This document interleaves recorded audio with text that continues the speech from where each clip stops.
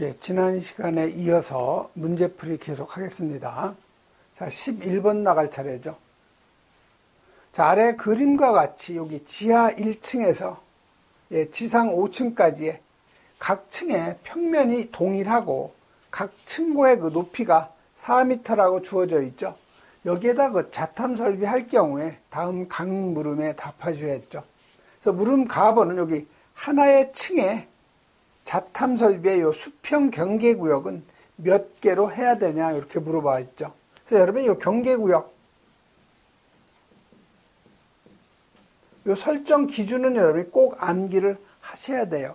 그래서 하나의 경계구역의 면적은 600제곱미터 이하죠.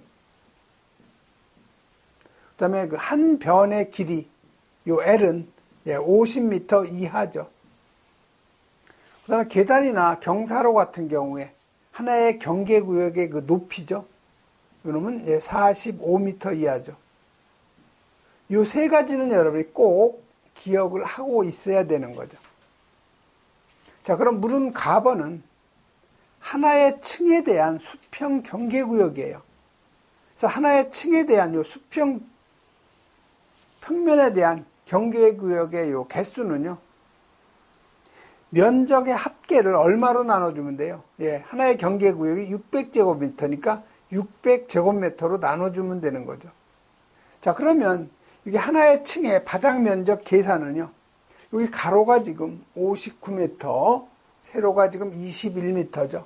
그래서 59 곱하기 21m, 이게 바로 바닥 면적이 되는 거죠. 자, 여기서 뭐를 빼줘야 되겠어요, 여기?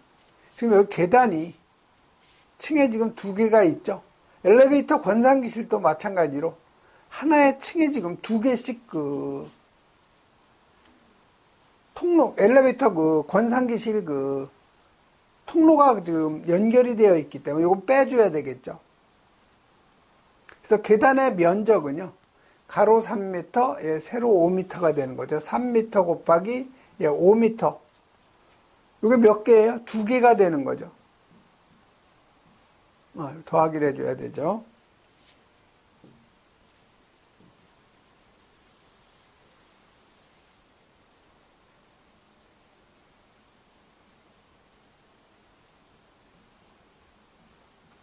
자, 여기에다가 요 건상기실 단면적 3m 곱하기 3m가 되는 거죠. 그래서 3m 곱하기 요 3m.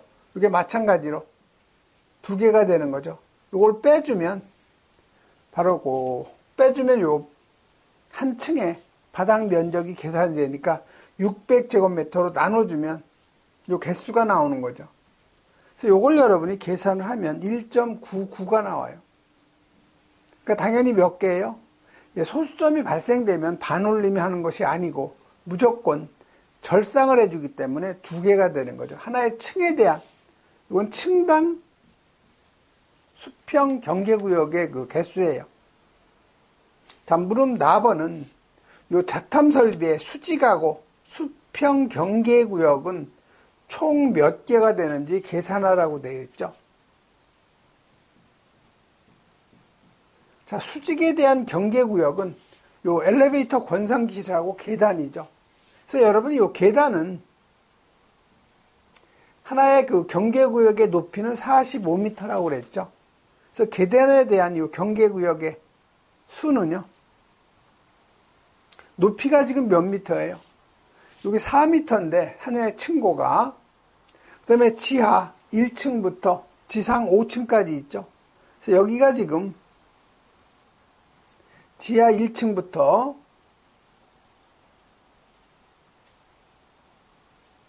여기 1층, 2층, 3층, 4층, 5층이 되는 거죠. 그래서 여기가 지하가 여기 한 개 층만 있으니까 이걸 지상층과 묶어서 경계구역으로 할 수가 있는 거죠.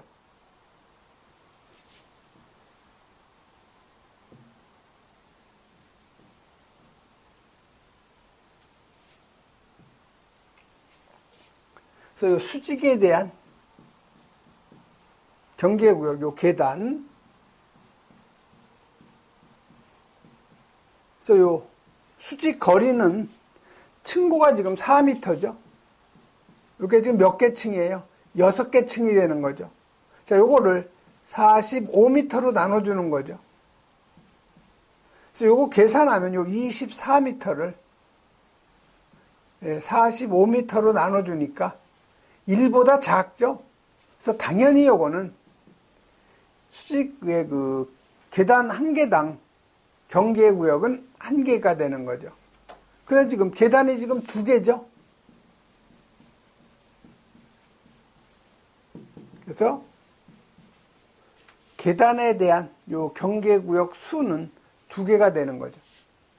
다음에 요 엘리베이터 그 권상기실이죠. 그래서 요 권상기실마다 경계구역으로 해야 되니까 권상기실이 2개죠. 그러니까 당연히 경계구역 2개가 되는 거죠. 자, 그러면 수직하고 수평 경계구역의 총 개수예요. 자, 그럼 수직은 계단 2개죠.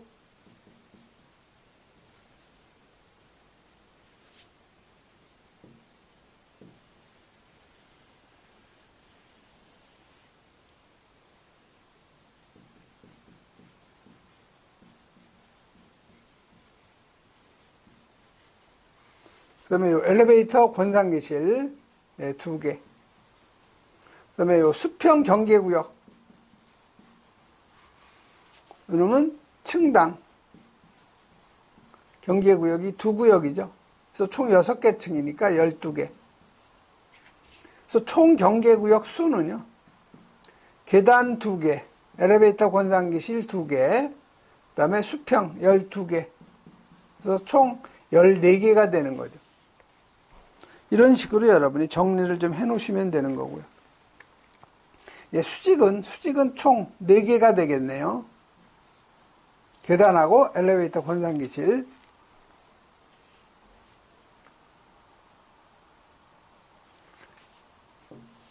다음 물은 그 다루가죠.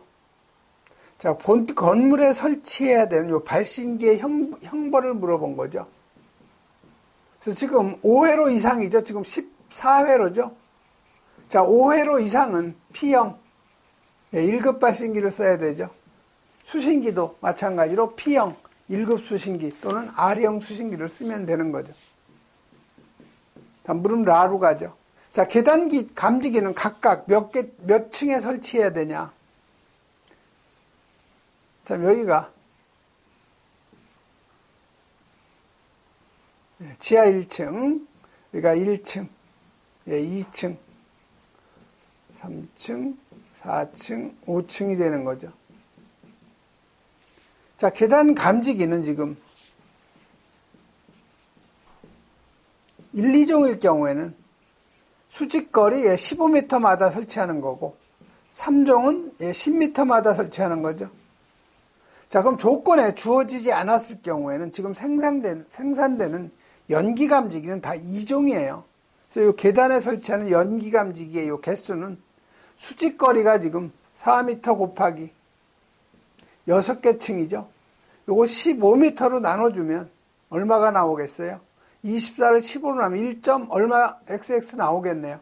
그럼 당연히 하나의 계단에 설치하는 감지기의 그 개수는 2개가 되죠.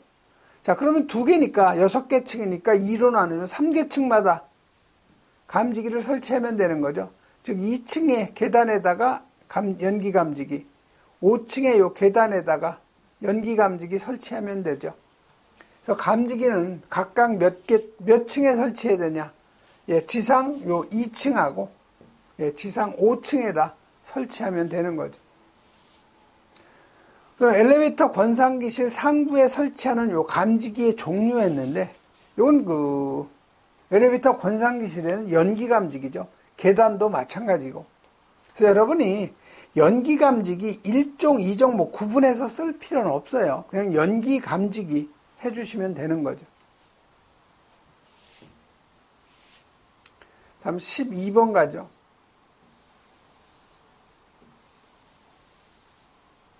12번으로 가기 전에요.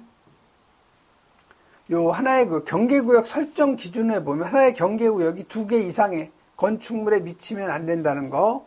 그다음에 하나의 경계구역은 2개 이상의 층에 미치면 안 되죠. 단 500제곱미터 이하일 경우에는 2개 층을 하나의 경계구역으로 할 수가 있죠. 하나의 경계구역 면적은 600제곱미터 이하, 한 변의 길이는 50m 이하.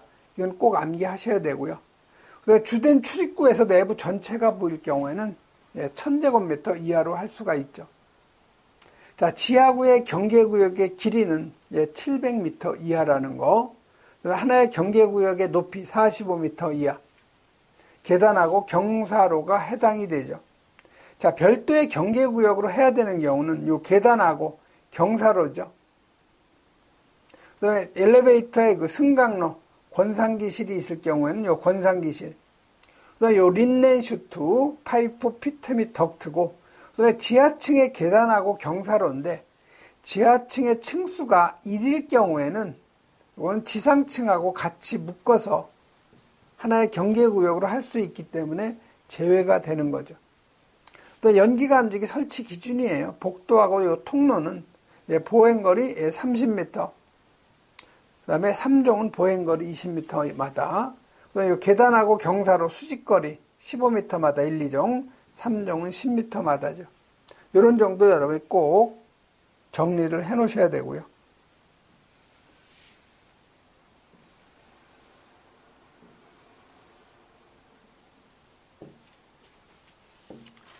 다음 12번 가죠. 자, 감지기 설치 제외 장소를 갖다가 여기 5가지만 쓰라고 되어 있죠. 그래서 감지기 설치 제외 장소, 머리 글자 이용하시면 돼요.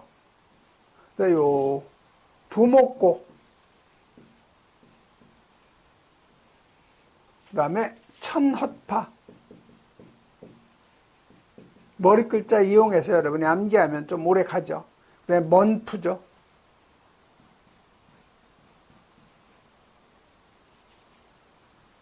그래서 요 부라는 것은 요 부식성 가스가 여기 체류하는 장소, 요 부자, 부식성 가스가 체류하는 장소. 그다음에 목은 목욕실이나 아니면 욕조나 샤워실이 있는 요 화장실, 기타 이와 유사한 장소에서 요 목자. 그다음에 고는 고온도 또는 저온도로서 감지기의 기능이 정지되기 쉽거나 감지기의 그 유지 관리가 어려운 장소죠. 또 네 번째가 천이에요. 천장 또는 요 반자의 높이가 20m 이상인 장소. 헛이죠. 헛은 헛간 등 외부의 기류가 통하는 장소로서 감지기에 따라서 화재 발생을 유효하게 감지할 수 없는 장소. 파는 요 파이프, 덕트, 그 밖에 이와 비슷한 것으로서 이게 층마다 방화 구획된 것이나 수평 단면적 5제곱미터 이하인 것. 7번째가 먼이죠. 그래서 먼은 먼지나 가루, 수증기가 다량 체류하는 장소나 주방 등 평시에 연기가 발생하는 장소. 그 다음에 푸는 프레스 공장이나 주조 공장 등 감지기의 유지 관리가 어려운 장소죠. 그래서 여러분이 여기서는 다는 여러분이 못 암기하시더라도 여기 부식성 가스가 체류하는 장소, 이건 좀 간단하죠. 두 번째 목욕실이나 욕조나 샤워실이 있는 화장실, 기타 이와 유사한 장소. 또 여기 고온도 저온도로서 감지기의 그 기능이 정지되기 쉽거나 감지기의 유지 관리가 어려운 장소.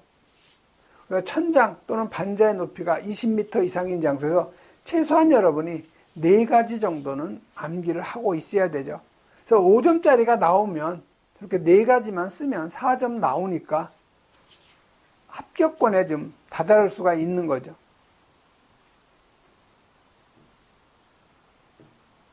다음 13번 가죠.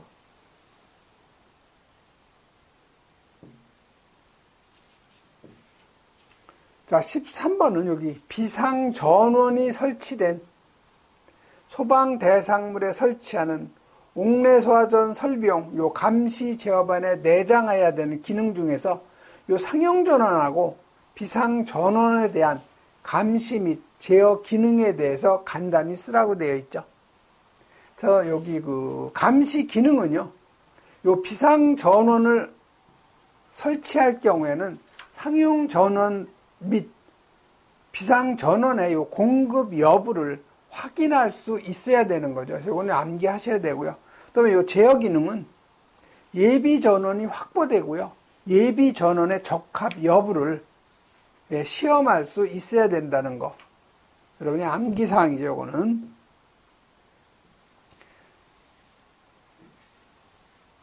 다음 14번 가죠. 자, 14번은 요 삼선식이에요. 삼선식 유도등의 개통도를 나타낸 그림인데 1번하고 2번에 배선의 그 가닥수하고 용도를 쓰라는 거죠. 그래서 여기 보시면은 여기 수신기에서 비상전원반까지 요 1번이 가닥수가 나오는데 여기서는 화재 신호를 받으면 화재 신호를 받다 출력을 해주는 출력 신호가 두 가닥이 들어가는 거죠. 자, 출력 신호가 여기로 들어가면 요 유도등이 점등이 돼야 되니까 유도등에는 항상 전원이 투입이 되어 있어야 되죠. 무슨 전원? 예. 전원 220V 두 가닥이 들어가는 거죠. 그래서 전원선 두 가닥에서 각각 두 가닥씩이죠. 15번 가죠. 자, 15번은 지상 31m. 이게 양정이라는 거죠. 어떻게 보면 여기서 양정. 분당 12세제곱미터. 이게 토출량이죠. Q가 되는 거죠. 자, 효율 65%. 효율. 동력의 10%의 여유. 이게 K값이죠. 여유율 1.1이라는 거죠.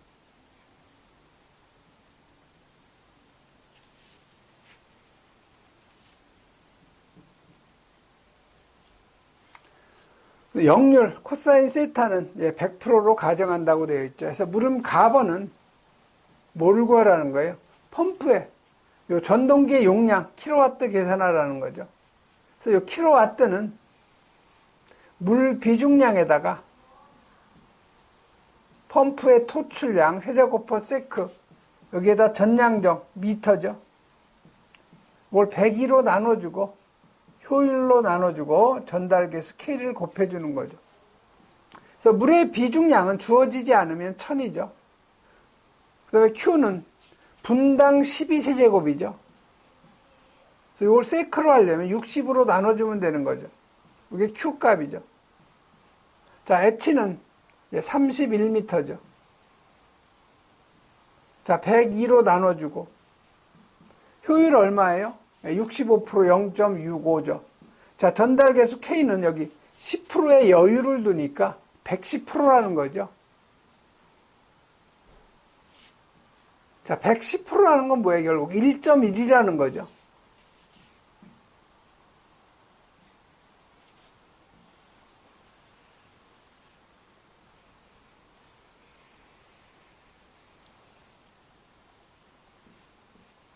그래서 여러분 요거 계산을 하면은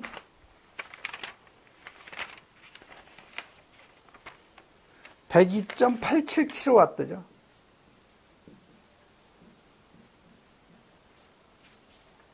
자, 물음 나번은 뭐예요? 자, 물음 나번은 삼상 전력을 갖다가 공급하기 위해서 단상 변압기 변압기 한 대가 고장이 나서 변압기 두 대를 갖다가 분리결선을 해서 임시로 사용하는 거죠. 이때 단상 변압기 한 대의 용량을 물어본 거죠. 그래서 요게 그 삼상 전력 공급하다가 변압기 V결선을 하면은 하나의 그 변압기의 그 용량 PV는요, 유효 전력을 갖다가 루트 3으로 나눠주고, 코사인 세타로 나눠주면 되는 거죠. 이건 여러분 공식이니까 암기를 하셔야 돼요. 자, 유효 전력은 킬로와트니까 여기 102.87이죠. 자, 요거를 루트 3으로 나눠주고, 자, 역률 코사인 세타는 지금 100%로 한다고 그랬죠. 그러니까 1을 대입하면 되는 거죠. 그래서 여러분이 계산을 하면 이게 59.39 킬로볼트 암페어가 되는 거죠. 그래서 여러분이 그 삼상 전력을 갖다가 변압기 한 대가 고장이 나서 V결선을 했을 경우에는 하나의 그 변압기의 용량 계산하는 공식은 여러분이 암기를 하셔야 돼요.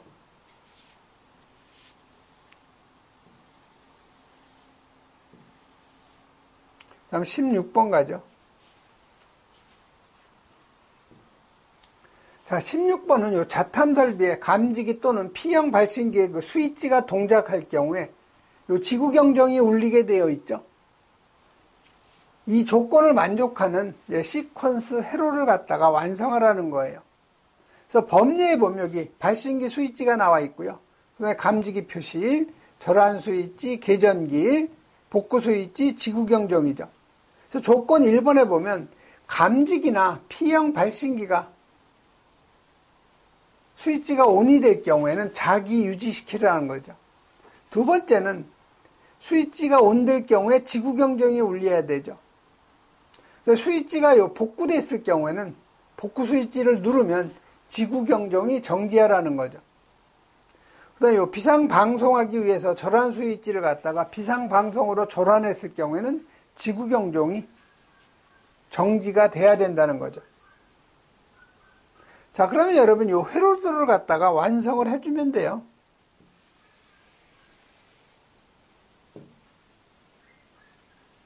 자, 그러면 누름 스위치 여기다 표시해주면 되겠죠. 누름 스위치.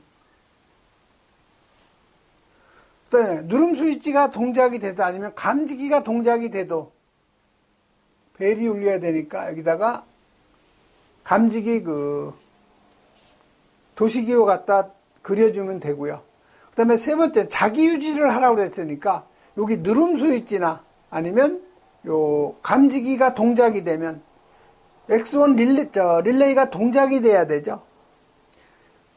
그럼 여기에 뭐가 자기 유지를 시켜줘야 되니까 여기에 자기 유지점이 들어가야 되겠죠. 여기 X1이 되겠죠. 자, 요건 뭐게 되겠어요? 요건 복구 스위치가 되겠죠, 당연히.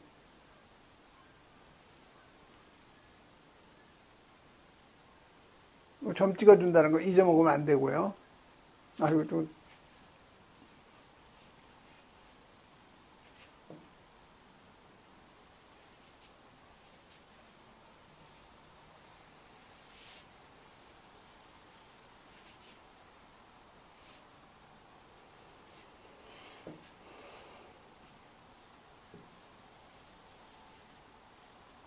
여기 접점이죠. 이 접점은 여러분 여기서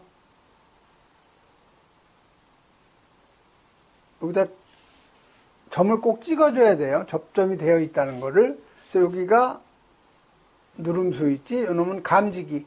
이건 순서는 바뀌어도 상관없어요. 그럼 여기에 자기 유지, 릴레이 X1이 되겠죠. A 접점. 자, 여기는 복구 스위치. 이놈을 누르면 전원이 차단되니까 당연히 릴레이가 소자가 되니까 당연히 자기 유지가 떨어지니까 요 벨이 그 정지가 되는 거죠. 그래서 정지가 되려면 여기는 비접점이 돼야 되겠죠. 자, 여기 감지기나 누름 스위치를 누르면 릴레이 X1이 동작이 여자가 되니까 자기 유지가 됨으로써 여기는 비접점 X2가 들어가야 되고요.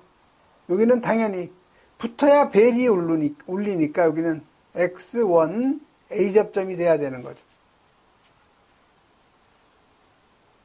자, 비상방송을 하기 위해서 요 자탐의 절한 스위치를 밑으로 내리면 당연히 여기 X2 릴레이가 동작이 되니까 요 X2 릴레이가 떨어짐으로써 벨이 정지가 되는 거죠. 이런 식으로 여러분이 회로도를 갖다가 완성을 해주면 되는 거죠.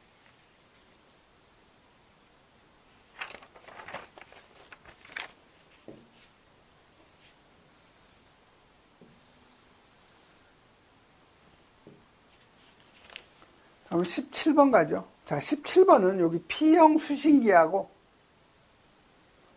차동식 스푸트형 감지기하고 배선 회로에서 감시 전류값이 2.3mA, 릴레이 저항이 500오hm, 배선 회로의 요 저항이 55ohm일 때 각 물음에 답하시오에서 물음 가번은 도통 시험을 위한 종단 저항값을 갖다 계산하라는 거죠. 그래서 여러분이 요 감지기의 그 동작 전류, 이 동작 전류는요, 요 회로의 전압을 릴레이 저항 나눠준 거, 그 다음에 배선 회로의 저항, 종단 저항, 요 세 개를 갖다 다 더해서 나눠주면 되는 거죠. 그래서 결국 여러분이 이거 대각선으로 곱하면 어떻게 되겠어요? 릴레이 저항 플러스 배선 회로의 저항 플러스 요 종단 저항. 요놈은 회로의 전압을 뭘로 나눠주는 거예요? 예, 동작 전류로 나눠준 거죠. 그럼 여기서 물어본 건 요 종단 저항이니까 요 종단 저항 값은 요 회로의 전압을 예, 동작 전류로 나눠주고 다시 릴레이 저항으로 이걸 이항하면 마이너스가 되는 거죠. 그다음에 마이너스 배선 회로의 저항이 되는 거죠. 요 공식을 갖다 그대로 대입을 하면 되는데 문제는 여기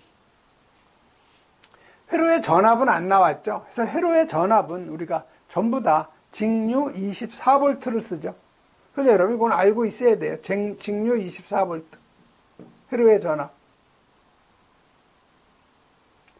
그래서 여기 감시 전류가 2.3mA죠. 그래서 요 1A는 10의 3승 mA니까 요 mA를 암페어로 고치면 2.3 곱하기 10의 마이너스 3승 암페어가 되는 거죠. 이걸 갖다 그대로 대입을 하면 돼요. 자, 회로의 전압은 24V죠. 주어지지 않았더라도. 자, 동작 전류 값은 2.3 곱하기 10의 마이너스 3승 암페어죠. 자, 릴레이 저항 얼마예요? 500오hm. 배선 회로의 저항이 55ohm이죠. 그래서 이 종단 저항값 계산하면 9884.78 ohm이죠. 그래서 이 문제에서는 지금 종단 저항값을 ohm으로 물어봤는데 주로 킬로옴으로 많이 물어보죠. 그래서 이걸 1000으로 나눠주면 9884죠.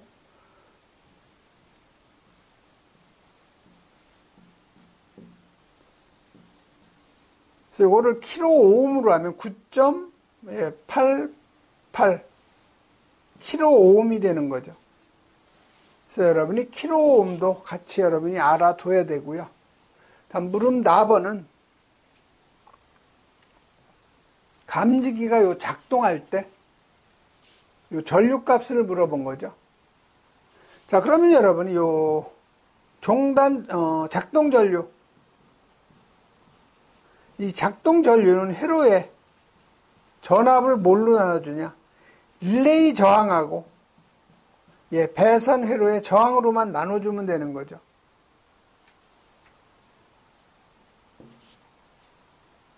그래서 여러분이 감지기가 여기 있으면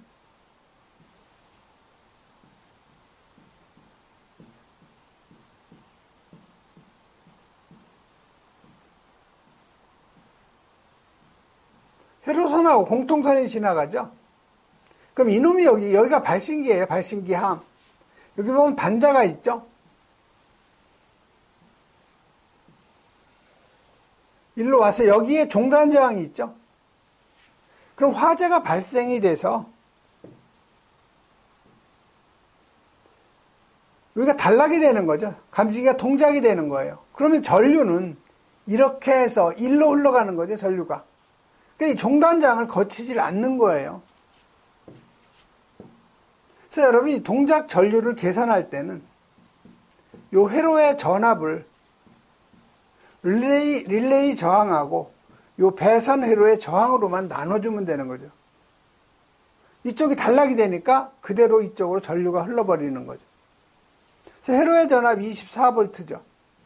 자, 릴레이 저항 500ohm, 배선 회로의 저항이 55ohm이죠. 그래서 여러분이 동작 전류값 계산하면 여기다 1000을 해줘야 되겠죠. 요거 암페어가 나오죠, 요게. 그러니까 미리암페어니까 1000을 곱해주면 되는 거죠. 그래서 계산하면 이게 43.64 미리암페어가 바로 동작 전류값이 되는 거죠.